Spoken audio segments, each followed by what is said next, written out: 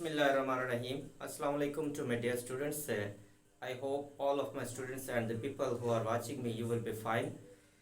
Today we are going to have our first year mathematics. In this lecture, we will cover some problems of the exercise number 9.2. इसमें हम लोग क्या करेंगे, जो चंद एक problems होंगी, प्रॉब्लम नंबर 5 और प्रॉब्लम नंबर 6 जो होगी एक्सरसाइज 9.2, उसकी हम लोग जो है ना सॉल्यूशन को फाइंड आउट करना सीखेंगे। ठीक हो गया। तो ये भी तकरीबन जो पिछले वाली हम लोगों ने प्रॉब्लम्स की हैं उसके साथ रिलेट करता है। क्वेश्चन नंबर फर्स्ट है, if cot theta is equal to 15/8। यहाँ पर cot थीटा उसने दे दिया 15/8, एक रेशो हमें गिवन है। So remaining terminal arm of the angle not in cot 3 में terminal arm of the angle नहीं है। अच्छा, एक तो ये इंफॉर्मेशन दी है। Find cos theta and cosecant theta. सिर्फ ये दो हम लोगों ने क्या करना है, ट्रिग्नोमेट्रिक रेशियोज को फाइंड आउट करना, जबकि हमें ये इंफॉर्मेशन कुछ दी है। यानी कि cot थीटा दिया है, दूसरा टर्मिनल आर्म बता रहा है, वो थर्ड क्वाड्रेंट के अंदर नहीं है। तो देखें हम लोग इसका सोल्यूशन फाइंड आउट करते हैं। इसका सोल्यूशन देखें क्या होगा। सोल्यूशन में cot थीटा हमें गिवन है, ये है 15/8। हम लोग ऐसा करते हैं कि इसका tan थीटा भी बना लेते हैं। हमें पता है cot का जो उलट होता है वो tan होता है, तो ये 8/15 आ गया। वैसे तो आप ऐसे भी रहने दें तो आप आगे सॉल्यूशन निकाल सकते हैं, लेकिन मैंने किया इसलिए है क्योंकि जब हम लोग फिगर बनाएंगे उसमें रेशियोज को सिलेक्ट करना, यानी कि साइड्स को सिलेक्ट करना आसान होगा। यहाँ पर हम लोग राइट ट्रायंगल उसी तरह बनाएंगे। ठीक होगा। अच्छा, अब जरा देखें कि ये सामने वाला ये परपेंडिकुलर होगा, ये बेस होगा और ये हाइपोटेन्यूज होगा। सो tan क्या होता है, थ्रू प्रॉपर ब्रशिंग, तो ये हमारे पास क्या होगा 8 और ये हमारे पास क्या होगा 15। अब ये साइड पहले हम लोग फाइंड आउट करेंगे। ठीक होगा। तो ये यहाँ पर हम लोग पाइथागोरस थ्योरम लगाएंगे, बेस का स्क्वायर प्लस परपेंडिकुलर का स्क्वायर बराबर किसके होगा, हाइपोटेन्यूज के स्क्वायर के। तो बेस हमारे पास 15 का स्क्वायर, परपेंडिकुलर हमारे पास 8 का स्क्वायर बराबर हो गया हाइपोटेन्यूज के स्क्वायर के। तो 15 का स्क्वायर मेरे ख्याल में ये 225 आएगा और ये 64 बराबर किसके हो गया h स्क्वायर। अच्छा, अब हम लोग क्या करेंगे, इन दोनों को ऐड करेंगे, तो ये बनेगा हमारे पास h स्क्वायर बराबर हो जाएगा 9, 8 और 2 हो जाएगा। अब हम लोग देखते हैं कि दोनों तरफ हम लोग यहाँ पर स्क्वायर रूट लेंगे कि h हमारे पास क्या आ जाएगा 289 का अगर हम लोग स्क्वायर रूट लेते हैं तो मेरे ख्याल में ये हमारे पास आ जाएगा 17। तो 17 को 17 से मल्टीप्लाई करके देखते हैं ये कितना आ गया 9, 4, 11 और उसके बाद 7 और 1।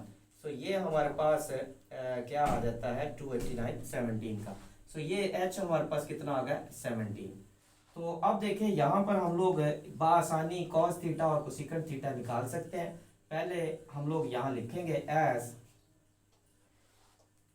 यहाँ से बताएं कि जरा कौन से कॉर्ड में ये लाई करता है। यहाँ पर उसने cot थीटा पॉजिटिव दिया है, तो पॉजिटिव cot थीटा कहाँ कहाँ पर होता है, ये फर्स्ट में होता है और थर्ड में होता है। जबकि उसने कहा थर्ड के अंदर नहीं है, तो इसका मतलब है कि ये फिर फर्स्ट के अंदर होगा। अब हम लोग जितने भी साइन लगाएंगे इन ट्रिग्नोमेट्रिक रेशियोज के साथ वो फर्स्ट के हिसाब से लगाएंगे, और हमें पता फर्स्ट के अंदर तमाम पॉजिटिव होते हैं। एज थीटा लाई इन cot 1, तो इसीलिए अब cos क्या होगा हमारे पास कर्ली ब्राउन हेयर, तो ये हमारे पास cos theta equals to curly brown hair.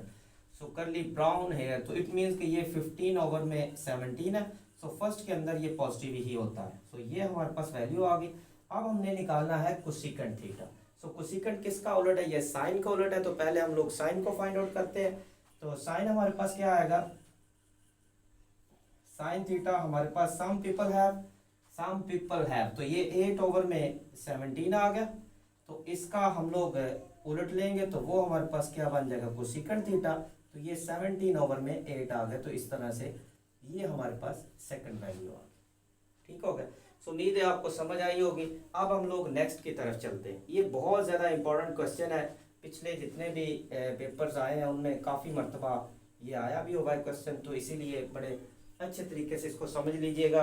और ये जो चीज़ें मैंने आपको बताई हैं, some people have curly brown hair, ratio sides की जो रेशो मैंने बताई हुई है, ये आपने अगर इसको सीखना है तो इसके अर्ली जो मेरे लेक्चर्स हैं वहाँ पर मैंने सारा बताया हुआ डिटेल के साथ कि ट्रिग्नोमेट्रिक रेशियोज क्या होती है, कहाँ पर पॉजिटिव है कहाँ पर नेगेटिव है, उसी तरह quadrantal angles, non quadrantal angle in standard form, ये सारा मैंने वहाँ पर एक्सप्लेन किया हुआ था। आप उनको लाजमी तौर पर वीडियोस को देखेंगे, मैं डिस्क्रिप्शन के अंदर उनका लिंक भी आपके साथ शेयर कर दूंगा।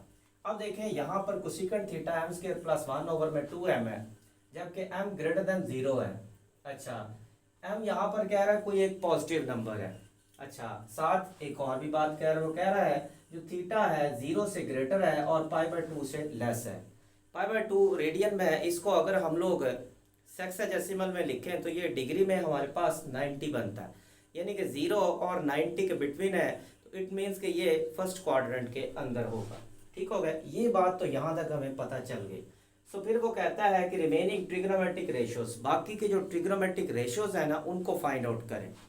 तो बड़ा सिंपल है, हम लोग पिछले ही क्वेश्चंस की तरह करेंगे। हम लोग एक राइट ट्रायंगल बनाएंगे, वहाँ से दो साइड से तीसरी साइड को निकालेंगे, उसके बाद बाकी के जो रेशियोज हैं उनको हम लोग फाइंड आउट कर लेंगे। तो पहले हम लोग इसको लिखते हैं, cosecant theta equals to m square plus 1 divided by 2m। So यहाँ लिख दीजिएगा as theta lie in quad 1। तो इसका देखें जरा उलट हमारे पास क्या होता है, साइन थीटा, तो ये हो जाएगा 2m divided by m square plus 1। लीजिए ये वाली रेशो एक तो हमारे पास आ गई, कुल मिला के 2 हो गई। अब हमने बाकी की मालूम करनी 4, वो कैसे निकालेंगे, वो हम लोग यहाँ पर ट्राइंगल बनाते हैं, राइट ट्राइंगल। ये परपेंडिकुलर हो गया, ये बेस होगा और ये हाइपोटेन्यूज हो गया। अब परपेंडिकुलर हमारे पास कितना है, एस साइन मतलब सम पीपल हैव, तो ये हमारे पास 2m हो गया, some people have m square plus 1। तो ये हमारे पास, अब तीसरी साइड हम लोग निकाल लेते हैं पहले, उसके बाद मजीद आगे हम लोग चलेंगे। तो ये हमारे पास क्या आ जाता है, p square plus b square बराबर h स्क्वायर। p हमारे पास क्या है 2m का स्क्वायर प्लस b स्क्वायर बराबर h हमारे पास m square plus 1 whole square होगा।